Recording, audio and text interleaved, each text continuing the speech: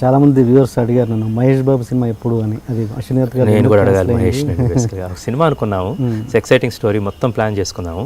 కానీ అదే టైంలో కొంచెం గ్యాప్లో మహేష్ వాన్స్ టు డూ మన ఆగడు సినిమాకి దాని తర్వాత చేద్దామన్నారు. అండ్ ఈ అప్పుడు గమ్యం గురించి సంజయ్ సార్ అడుగుతున్నప్పుడు Namrata and Mahesh they are the people who suggested my name to Sanjay sir also. అప్పుడు దేను క్లోజ్ షబీనా ఖాన్ అని ఒక ఉండేది కాస్ట్యూమ్ డిజైనర్, తన ద్వారా అన్నమాట. She a co producer of the movie. So then Mahesh said Krish you go and do that film and come back will be doing. నేను అటు వెళ్ళాను. Then it took 2 years for me. Then ఆ కథ నుంచి కంచెగా వెళ్ళటం జరిగింది. ఈయన తర్వాత నేను ఒక్కడే శ్రీమంతుడు ఈ ట్రాక్ ఈయన రావటం జరిగింది. So again but right now ఆ స్టోరీ నేను పక్కన పెట్టినట్టే అన్నమాట ఇప్పుడు. So I'll be thinking another story for Mahesh and want to do with Mahesh and Tarak. I want to do Kalyan, Chiranjeevi garu, Bunny, Charan, everyone.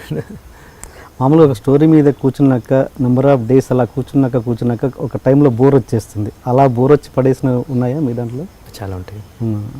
You will be excited in the initial stages, then you will find it in a chewing gum, then it's sweet in the start and thing, it's not going anywhere.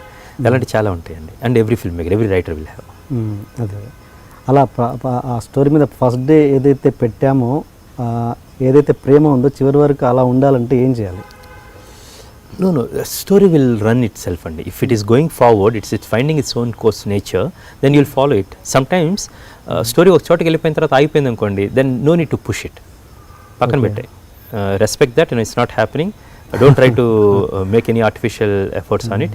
Then అది ఆ time వచ్చినప్పుడు వచ్చేసిద్దండి. అది ఆ time వచ్చినప్పుడు it will find its own destination, it will come it to you. Okay. ఈలోపు వేరే దాని మీద వర్క్ చేసుకోవాలి.